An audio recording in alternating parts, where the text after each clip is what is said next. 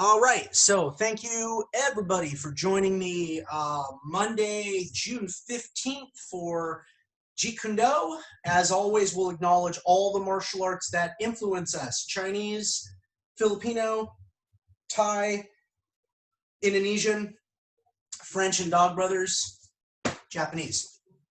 As I was doing in the last session, this abbreviated is 1, 2, 3, 4, right? So in terms of my feet, again, I'm sorry, everybody, they start together.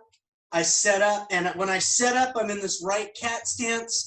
I push this out into this left cat stance, step back with the left, step back with the right. 1, 2, 3, 4. Okay, so feet together, prep and step out like a right cat stance, push this out into a left cat stance. As this rolls, step back with the left, step back with the right, and I end with my feet even. All right. So what I'd like to do is I want to continue, especially with everybody who's here right now, I want to continue running you through as much of the JKD solo as possible. All right, so we're gonna, and this is gonna go fast because this group that's with me, you all been training with me for some time. You all have a great background. Some of this we're gonna double up and do Junfon 1 and Junfon 2 at the same time. So everybody put your right side in front, right lead, okay? Your lead straight punch is your jab. Your rear straight punch is your cross. You have your hook. You have your body hook. You have your lead uppercut, rear uppercut, lead overhand, rear overhand, lead hammer fist, rear hammer fist. Okay, now everybody who's here, super high level martial artist, but you know, somebody who's just starting with me from scratch in JKD, first lesson, we're learning those tools. And yeah,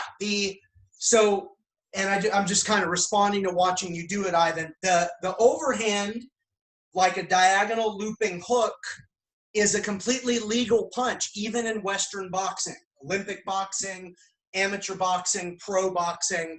I very quickly, I just described that. It's a downward diagonal looping hook. You're still hitting with your knuckles. Works really well. You know, it's hard to tell how tall you all are from the frame. Like, I'm a shorter guy, like 5'7".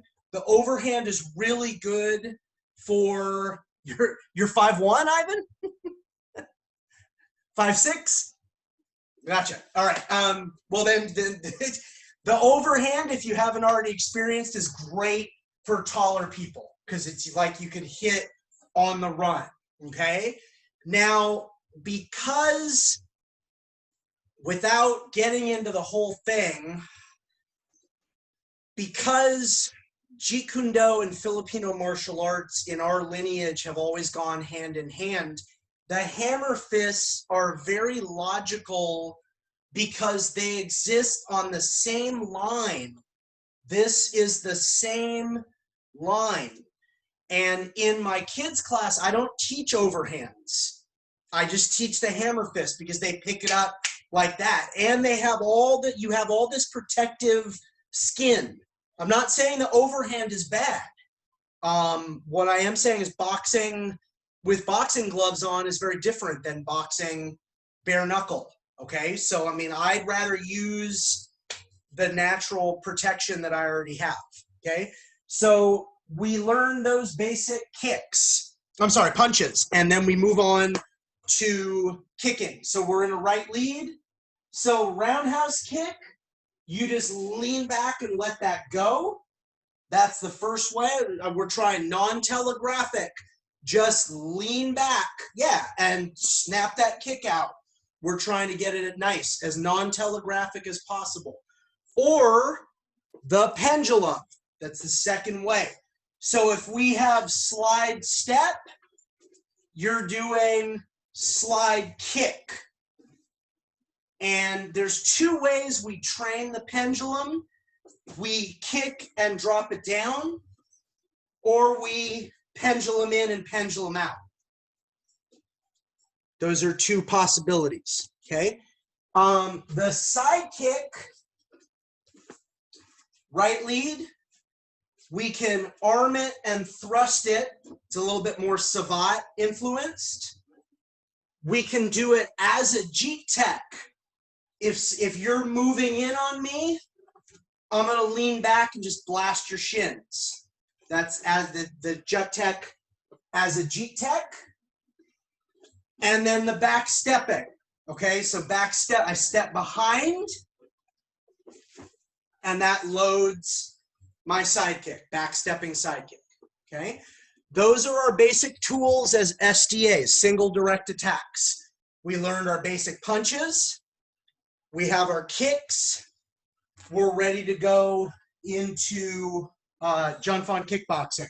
So footwork, very quickly. Step and slide advance, step and slide advance, step and slide retreat, step and slide retreat. These are all named after what you do. Slide step, advance, slide step, advance, slide step, retreat, slide step, retreat. So maybe I'll do it on this plane. I'll have more reps before I exit the frame. Step and slide advance, step and slide advance, step and slide advance, step and slide retreat, step and slide retreat, step and slide retreat. Slide step advance, slide step advance, slide step advance, slide step retreat, slide step retreat, slide step retreat. Step through advance, step through advance, step through advance, step through retreat, step through retreat, step through retreat. Those are the only three that I require in Junfan level 1, in the first level of the curriculum. Okay, let's just knock them out since we're here. 3 more pieces of footwork in Junfan level 2. Okay, so replacement stepping.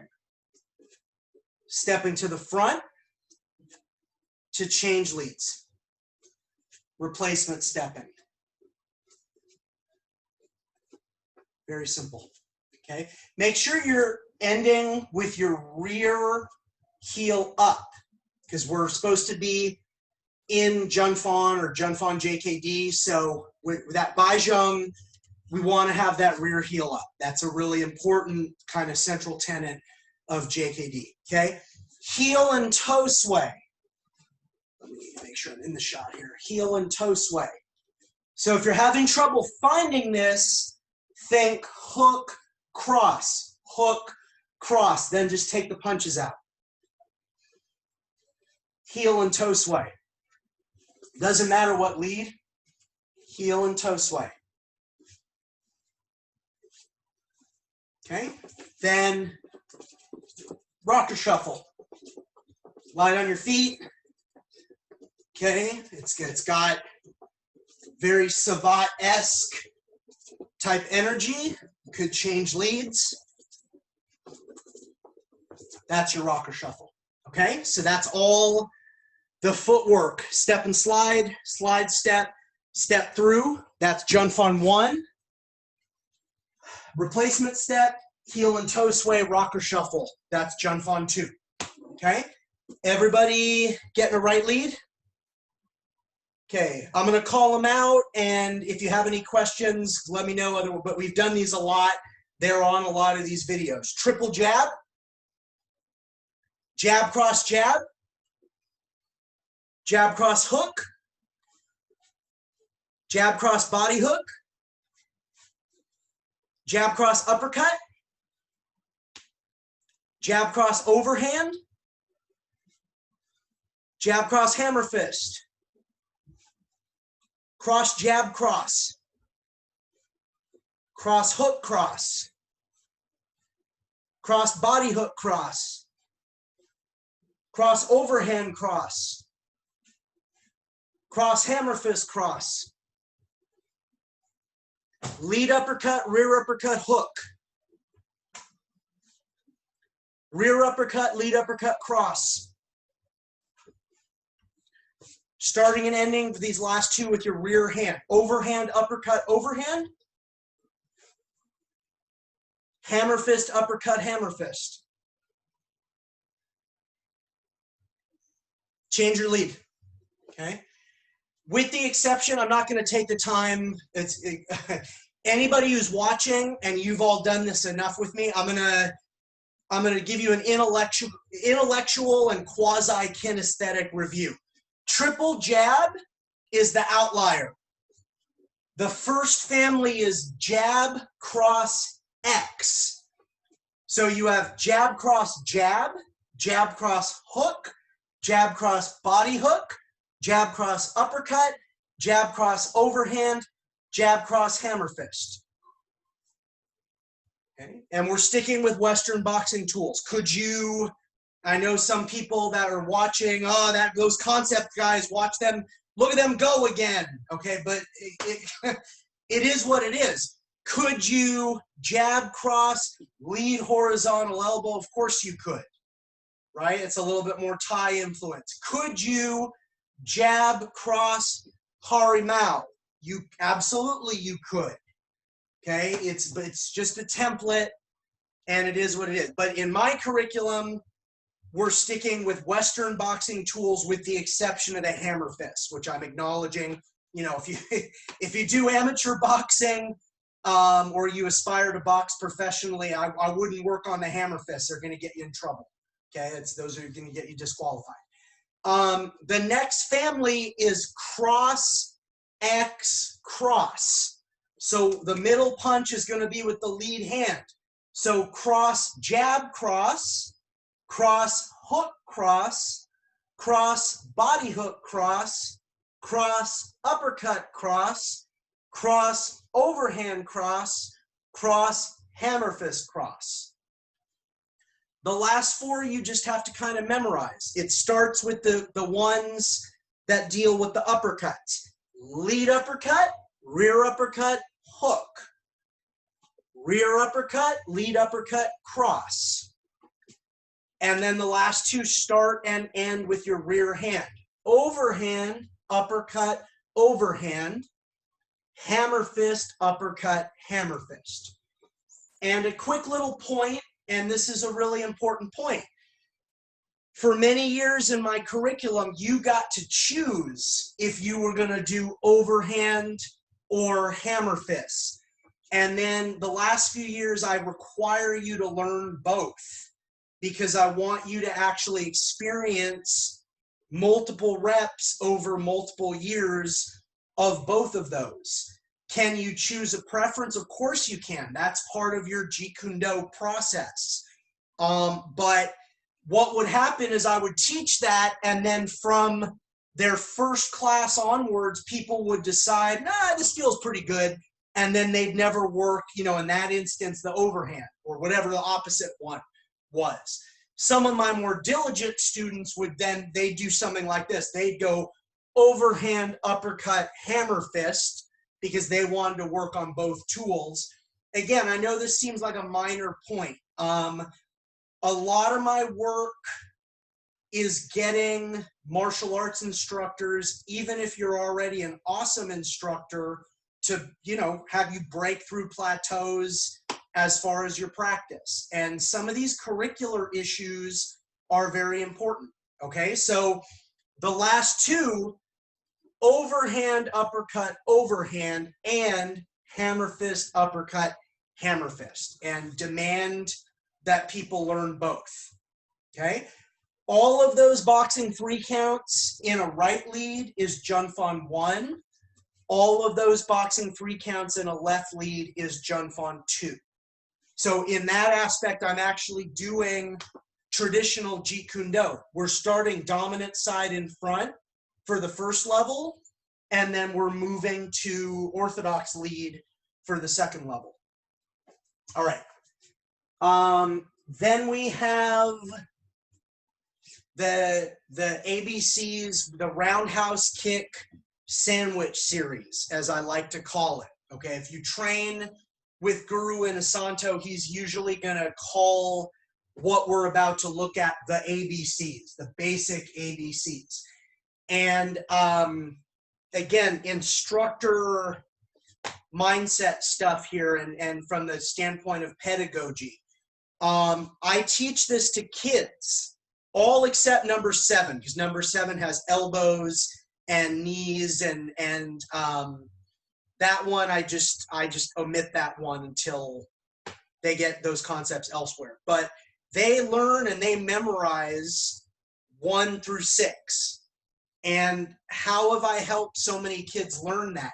My super hokey visual of a sandwich. Everybody knows what a sandwich is, all right? And the first time, I'm talking more about kids than adults here, and I'm not trying to treat anybody like a child. It's very important. But everybody knows what a sandwich is.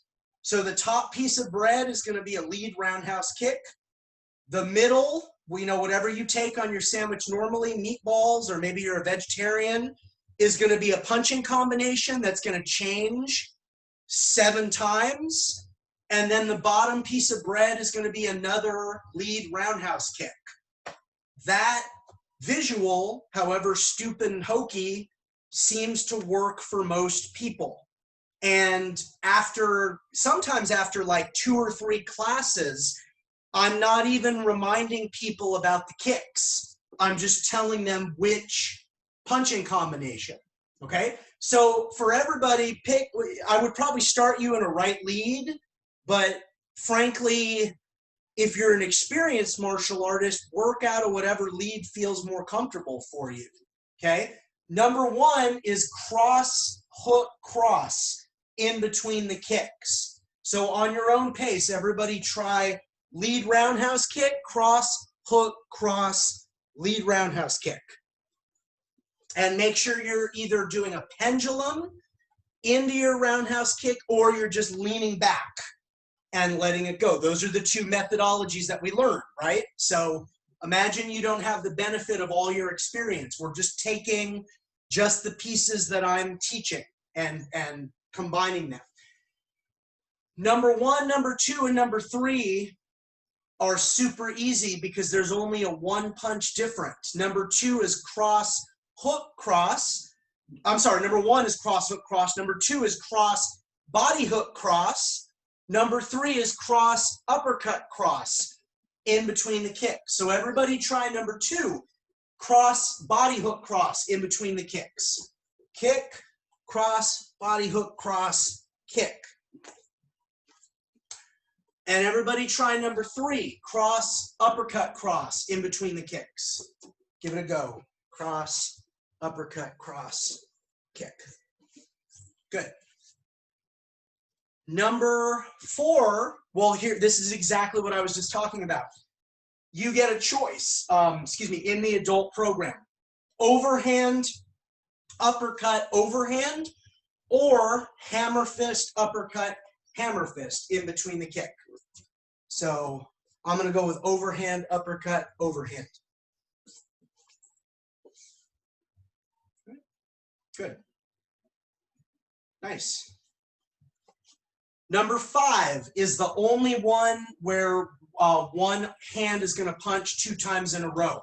Cross, body hook, head hook, cross in between the kicks. Give that a try.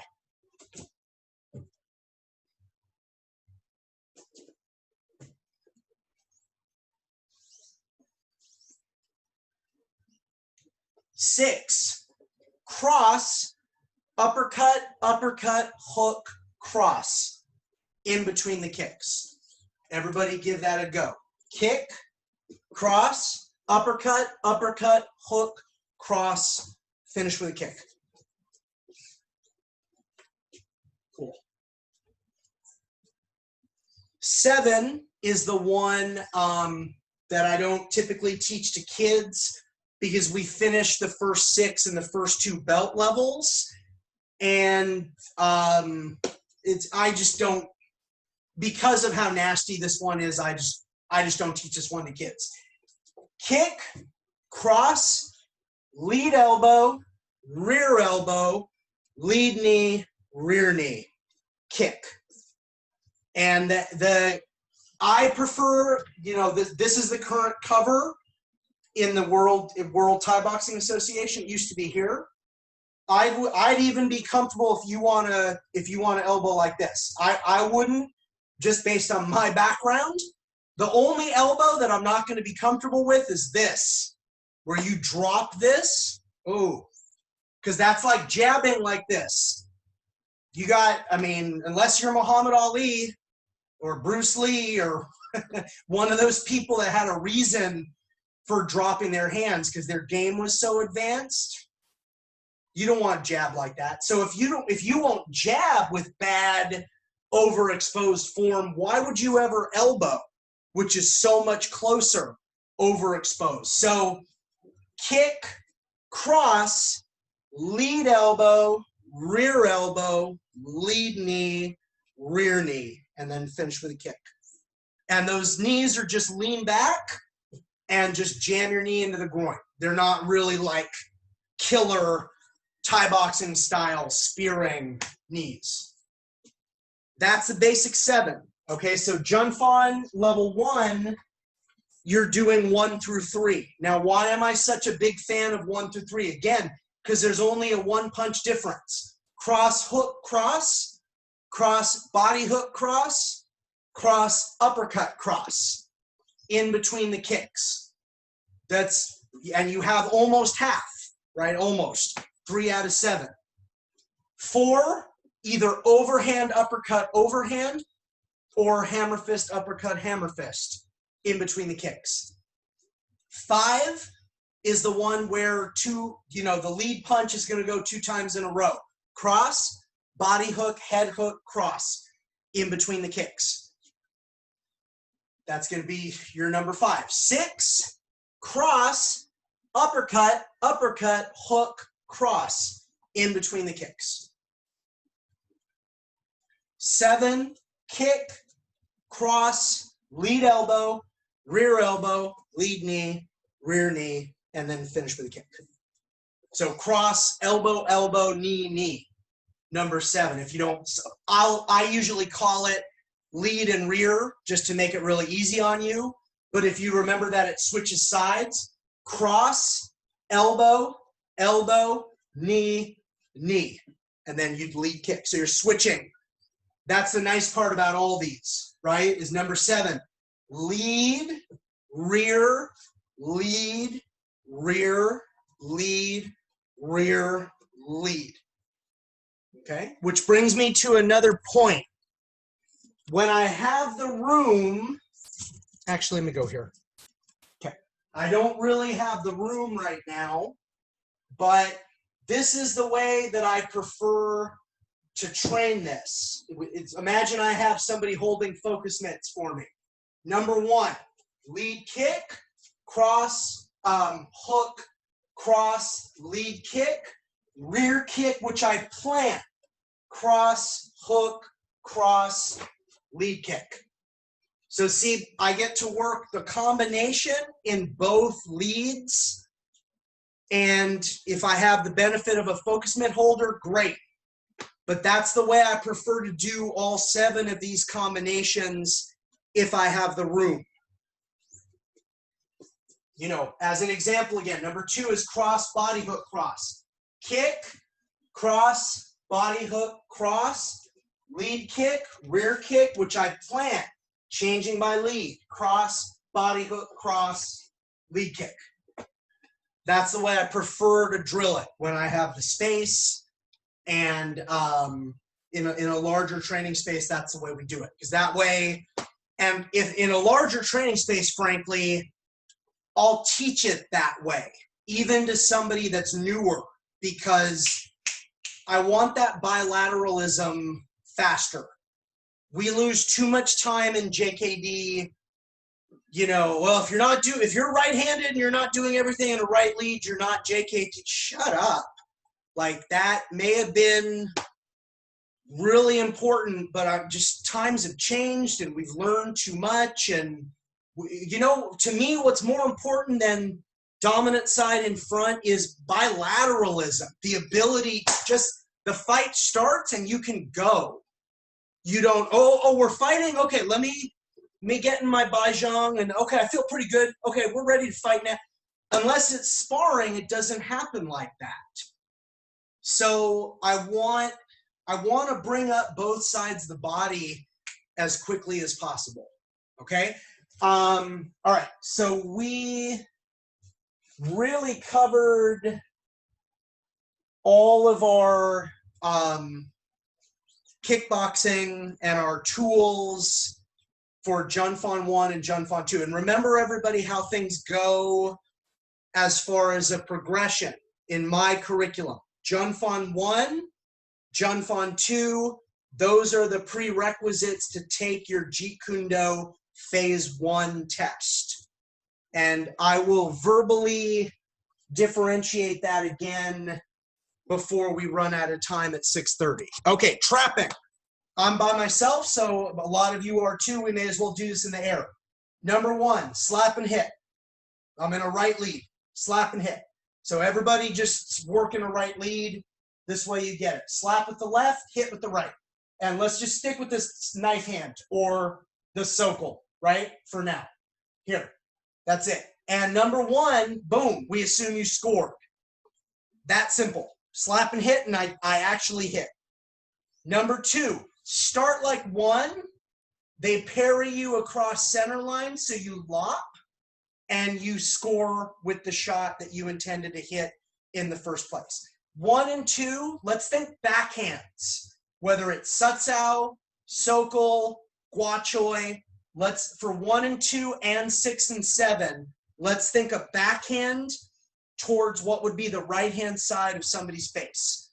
So number 1, slap and hit. Number 2, slap and hit, but they parry you across center line, so you lop and hit.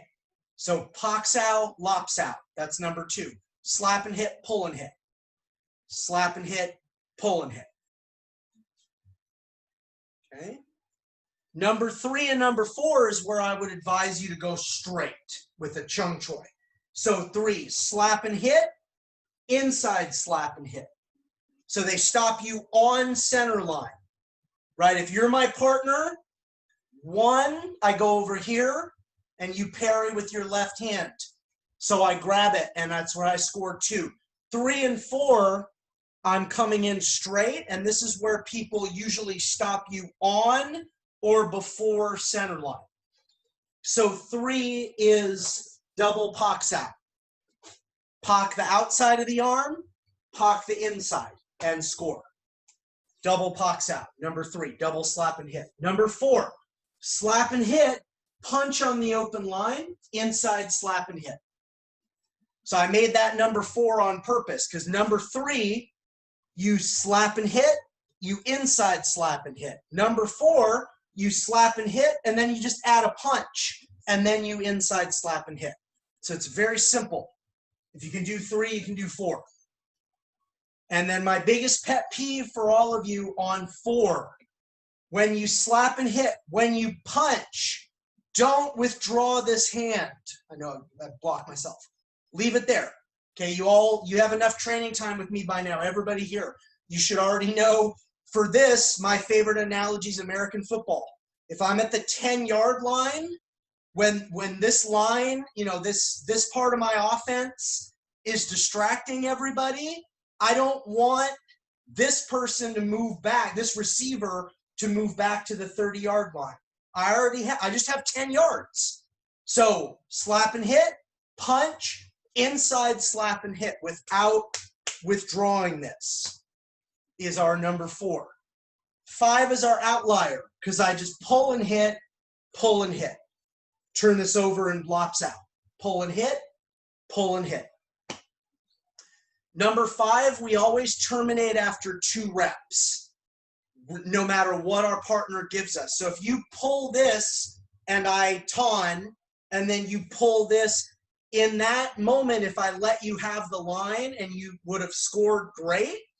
If I ton again, you don't go for a 3rd rep. Number 5 is just 2. Pull and hit, pull and hit. Okay? Because some people, this is my observation over all this time.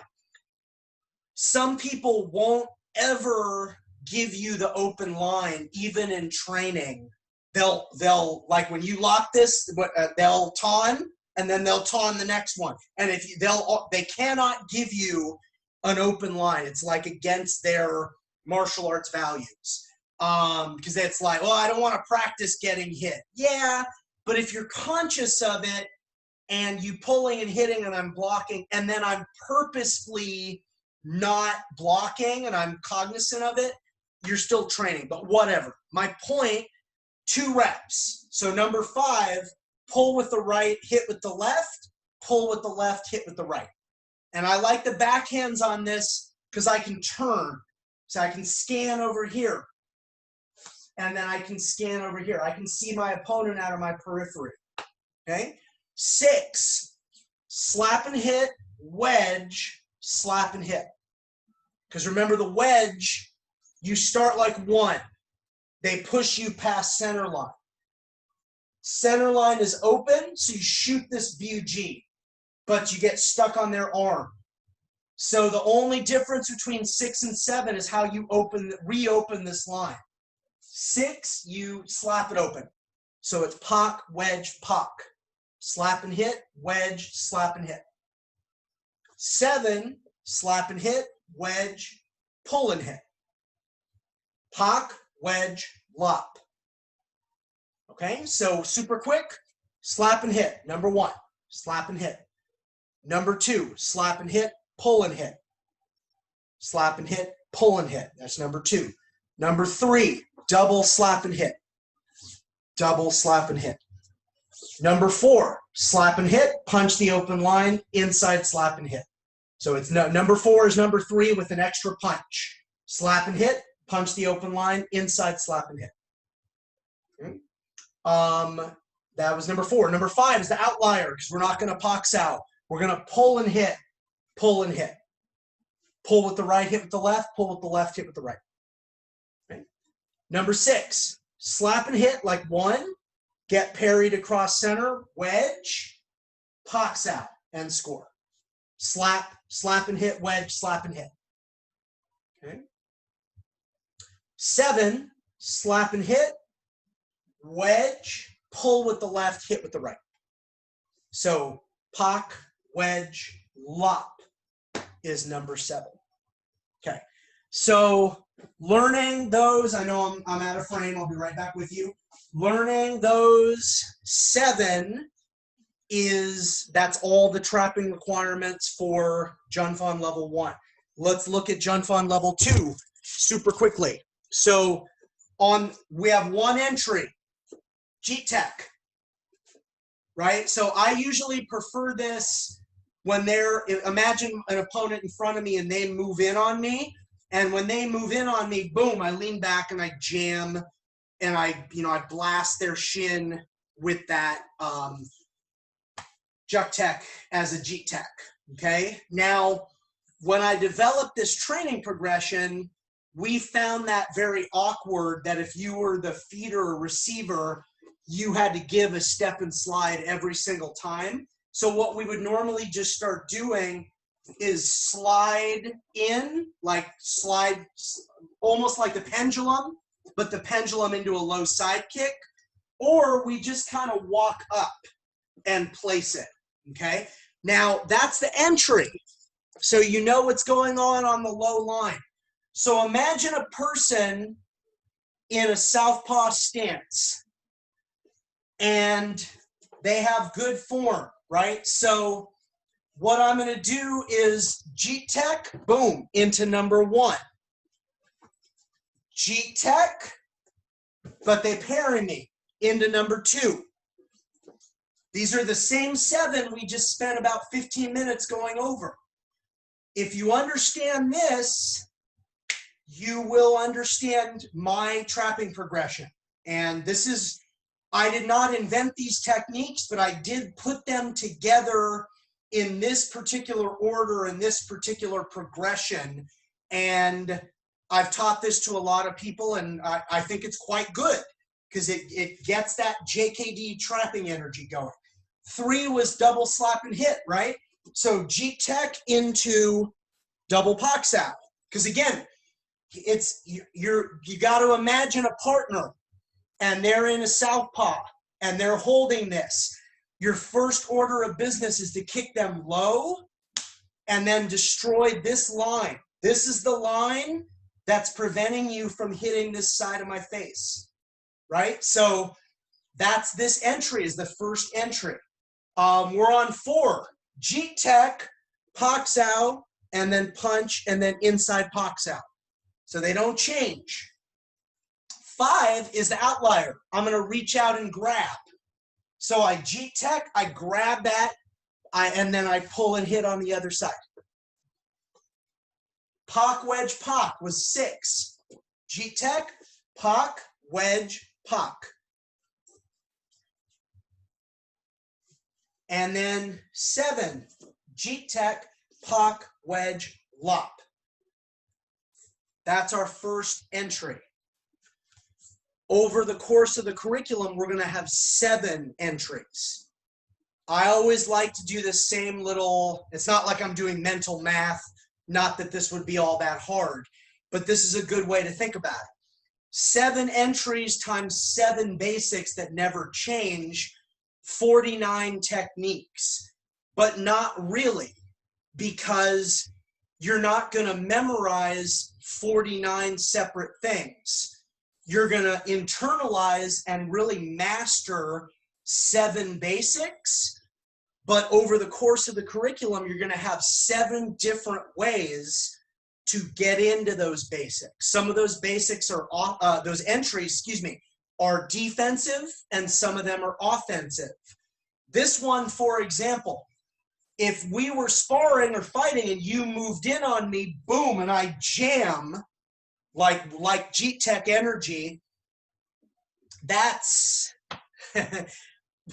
offensively minded defense. I know now I'm getting a little pedantic here, but right?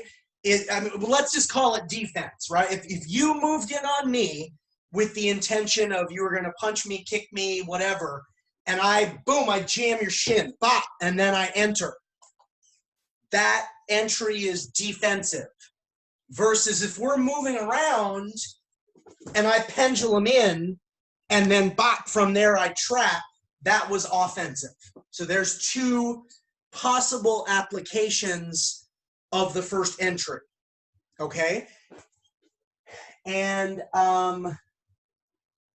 the only other trapping we have in Junfan 2 is trapping progression number 1. And so everybody understands, for a long time, an awful long time, that I was with Sifu Francis Fong, he did not have a formalized curriculum. I don't think he had a formalized curriculum. What seems right? 2012, 2013. So I mean, I know that's 7 or 8 years, but still, you know, I started training with him in 2005. No curriculum. And so what I would do, because I'm an educator, this is one of my areas of, I think I'm pretty okay at this. He would teach stuff at seminars and instructor conferences and classes when I could get out to his academy. And I took notes on everything. Everybody who's watching this, I took notes on every class and every seminar that I took, all of it, for about my first 8 or 9 years in the lineage, okay? And after 8 or 9 years, I still kept the notebook, but I had my foundation. I would only write new things down, or I would write, oh, that's interesting, or that kind of builds off this. That's the same thing that I would do with Sifu Fong. Is just, oh, that's a neat. So all of these are things, when you see trapping progressions in the Jeet Kune curriculum, these are this is my old Wing Chun sections of some other curricular progressions before Sifu Fong had his own written curriculum. Okay, and with, I mean, what I developed is not as good as his stuff, but it's pretty good. Okay, so I'm going to teach this. It's going to be hard to teach in the air, but whatever. It is what it is. Trapping progression number 1. Step 1 is R number 1, R basic, slap and suts out. Okay, so that there's 4 steps, and it's going to build. And I'll show you all this with a partner next week. Step 2 is, remember how we were doing double slap and hit with chung choi, vertical fist? Do that, but with suts out. So slap and hit, inside slap and hit. That's step 2. So start in a reference point, start with pak sut da, and then loi pak sut da. All right, so slap and hit, inside slap and hit, and score just with a knife hand. But it's identical to R number 3, but instead of a vertical punch, we're using the suts out, the knife hand, backhand knife hand. So step 1, just that. This is step 1. Step 2, here. Step 3, slap and hit, finger jab first, and then inside slap and hit. That's step 3. There's only 4 steps, so we're almost done. Step 1, right? Just this. Step 2, slap and hit, inside slap and hit. Step 3, slap and hit, left hand BUG, inside slap and hit.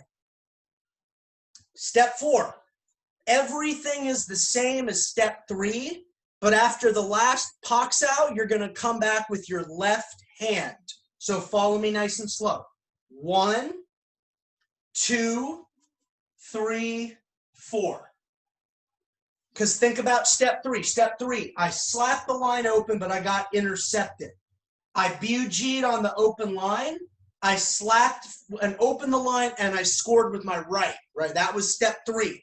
Step 4, the final step, everything's the same, but once I do that final pox out, I'm coming back with my left hand, and that ends the trapping progression. So step 4, slap and hit with the right, and I hit with the right, BUG with the left, pock with the left, suts out with the left.